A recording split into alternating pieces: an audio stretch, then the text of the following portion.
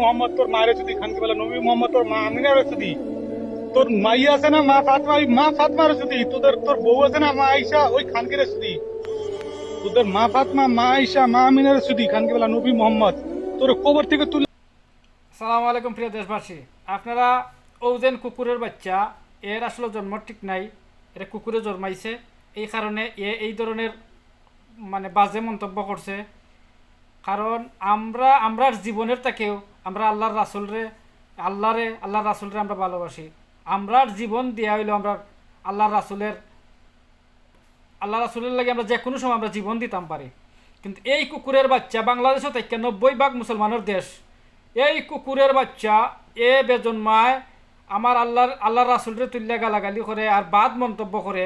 এ জীবিত বাংলাদেশে থাকে কিভাবে? বাংলাদেশের প্রশাসনে কিতা করে? গুড়ার ডিম করেনি। এর যে কোনো উপায়ে দইরা বিচারের আওতা আনুকা আর সর্বোচ্চ মৃত্যুদণ্ড বিচার কার্যকর করুকা। আর নাইলে বাংলাদেশের জনগণে এরে যেন ভাইব, এরে বাংলাদেশের জনগণে দৌড়াইয়া মারব, যে দেখানো ভাইবা এরে মারবা, এ রাস্তাত বাড়াইলেও এরে ফিটবা। এর কত বড় সাহস! বাংলাদেশের ভিতরে থাকিয়া 90% মুসলমানের দেশ আল্লাহর রাসুলরে লইয়া হে কুটুক্তি করে বাদ মন্তব্য করে।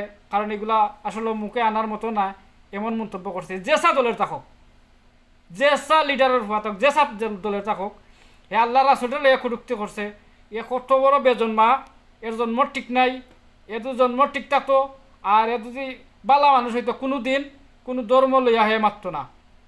এ কত বড় আঘাত করছে মুসলমানের। আমরা সর্বোচ্চ আমরা আল্লাহর রাসুলরে আমরা ভালোবাসি, আমরা জীবনটাকে আমরা বেশি ভালোবাসি আল্লাহর রাসুলরে লইয়া কুটুক্তি করছে। কম বক্তর বাচ্চা, এ সর্বোচ্চ মৃত্যুদণ্ড আমরা চাই।